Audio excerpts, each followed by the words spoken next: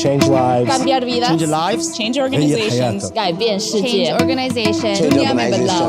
Change the world.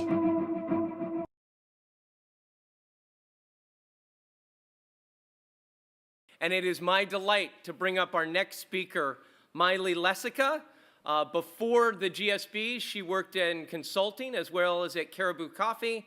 After the GSB, or for her summer internship, she is headed to Amazon. Miley, welcome.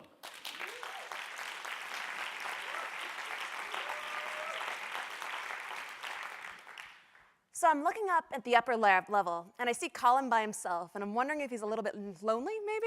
But luckily, Katrina and Romy have joined him, so it's feeling good. And I see Ann Beyer in the back, and I'm thinking about accounting and how I actually found out I liked it when I thought I was going to hate it. And I see my house for next year, and my boyfriend, and then a lot of faces I don't know. My name's Miley, and I have ADHD. I also have allergies, so apologies if I sniffle during the presentation. But what I want to talk to you today about is just a couple things. One, what's it like to have ADHD? Two, good news. Most people with ADHD, by the time you get to be my age, we know how to deal with it and what those ways you deal with it are. And then the part that I think is going to matter to each and every one of you is how, when you manage someone that has ADHD, how you can maximize that relationship. So first, what's it like to have ADHD? Well, there's some good and there's some bad. And I'm going to get the bad out of the way first. So when you have ADHD, social relationships are actually kind of hard. Because let's say I was trying to bond with Jenna right now. I'm supposed to look her in the eye and ask her questions and show interest, but I'm thinking about my legs shaking, and I kind of want to scan the room, and I'm not creating that one-on-one connection that's so important to forming those bonds. And when you have ADHD, you're forgetful. Any of my friends can attest to this, but in terms of like school and work, it takes me, if I don't like a task, it takes me a little bit longer to do it, and then I will forget the homework assignment in my room.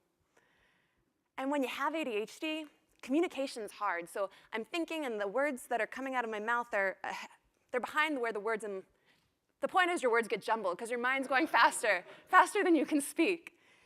But when you have ADHD, it's actually not all bad. You see, there's some awesome things about ADHD. When you have ADHD, you're really high energy. You're up here, and that can be fun, right? And when you have ADHD, although you don't focus on everything, when you find something that you're excited about and you focus, you are hyper-focused. I joke that I have an addiction to romance novels, and if I'm reading one of those, Tom can poke me, Tom, my boyfriend, 45 times, and I'm not going to look up. I am in the book. And when you have ADHD, you're not a linear thinker. So most people go A to B to C. And when you have ADHD, we spend time on Z and Q and R. And that's okay, because it's actually kind of fun and creative, and you're not tied to what's rational. So now that I've told you a bit about what it's like to have ADHD, how many of you think you might know someone that has it? Very good. Glad you raised your hands. The truth is, everyone probably knows someone that has ADHD.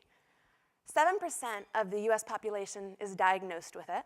And the crazy thing is that number is actually underdiagnosed because women and high achievers find ways to work around it. And we do find ways to work around things most of the time. I joke that my best protection against credit fraud is the fact that I lose my wallet at least 2 or 3 times a year.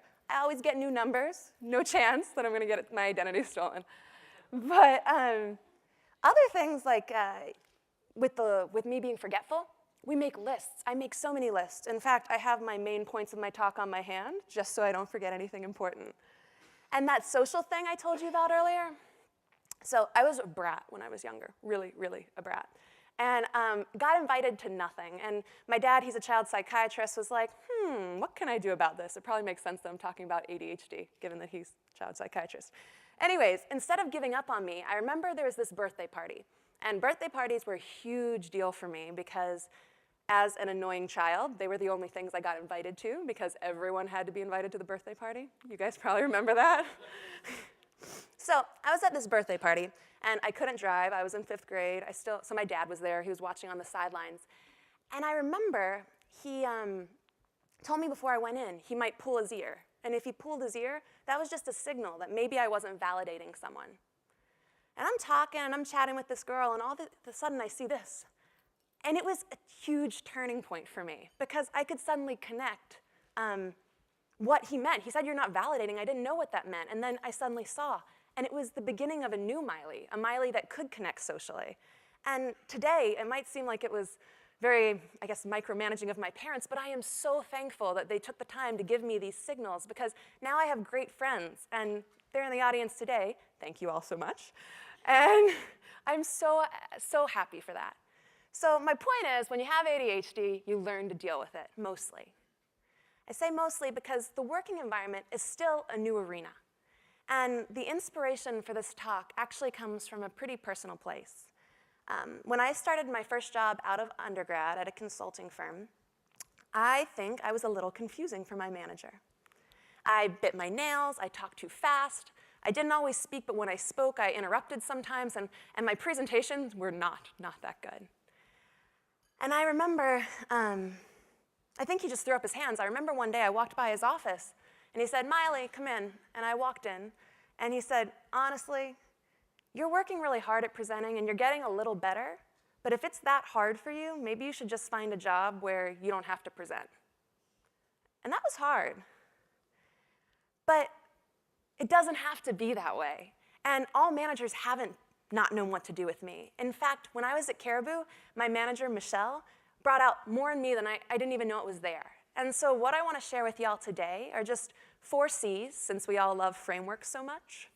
4 C's that can help you deal with someone that has ADHD and really maximize your relationship with them.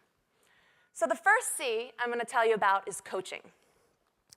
You probably picked up on this, but when you have ADHD, you can learn to be different than you are.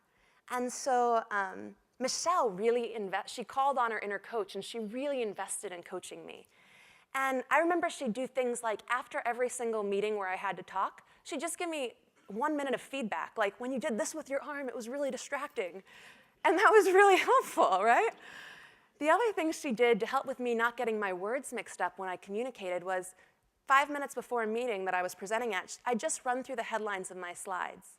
And before you knew it, within the first year, I suddenly didn't need her coaching anymore. But her investing in me was very important in getting me to the place where I could give big company presentations to get people energized about our new product line, and I didn't have to worry about fumbling. Another coaching thing Michelle did that was really helpful was, at Caribou, it was a cube system, and there were really noisy boys. And they'd pop up over their cubes, and they'd throw a football, and they'd yell Miley. And every time they did that, I would be distracted for like 20 or 30 minutes. Really not productive. Michelle was like, "Lady, go get yourself to a phone booth, go where you won't be distracted, and work there." And that was really helpful. She coached me on how to minimize the chaos in my life. And so my first C for you all is coaching.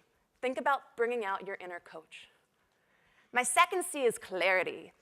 If you tell a person that has ADHD to do something whenever you get to it, or after the next task, I can promise you we are not going to get it done. And then you'll be frustrated, and it just won't be good.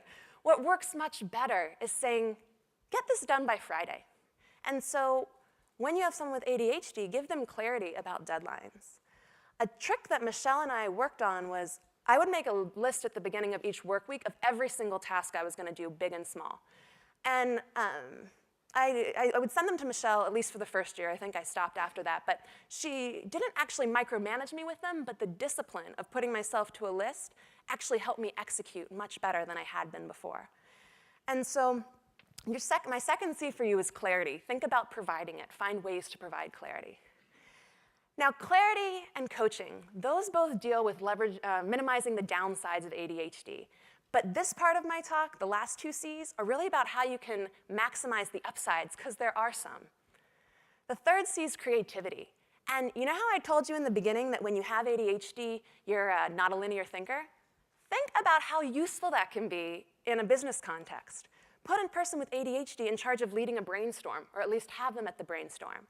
And those blue sky projects where you want to come up with a really innovative solution that's not based on really anything that's come before it, that's where we're really good, and use us there. So the third C is creativity. The fourth C is my favorite, and that's catalyst.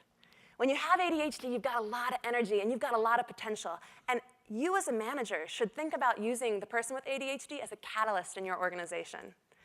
There's two main ways I think about this. The first is energy. When you have ADHD, you're up and you're bringing people along with you, and so you know those projects that kind of drag at work and you don't want them to end? Think about deploying the person with ADHD on that project and seeing if they can add a certain spunk that wasn't there before. And then the last thing that you can use them as a catalyst is, you know how I said we can hyper-focus if you put us on a project we like? Think about how useful that is. Michelle, my boss that I loved, put me on snack food. I'm obsessed with eating. I do it most of my life. And she said, I know what I should have Miley do, snack food. I had a whole strategy written, a new product picked out within 2 weeks, and the orders placed, and then we rolled it to stores within 6 weeks after that. And retail, that's a fast turnaround time. And the reason that could happen is because I was so passionate about what I was working on. So with that, those are the 4 C's: coaching, clarity, creativity, and catalyst. And you know, from my dad pulling his ear and teaching me how to interact socially to Michelle helping me navigate the working world, I think these 4 C's can actually be hugely useful for people with ADHD, and I hope that you can share them one day with someone that has it. Furthermore, as I got to thinking about it, some of the C's actually seem they just seem like good management, and so I offer them up to you as that as well. Thank you.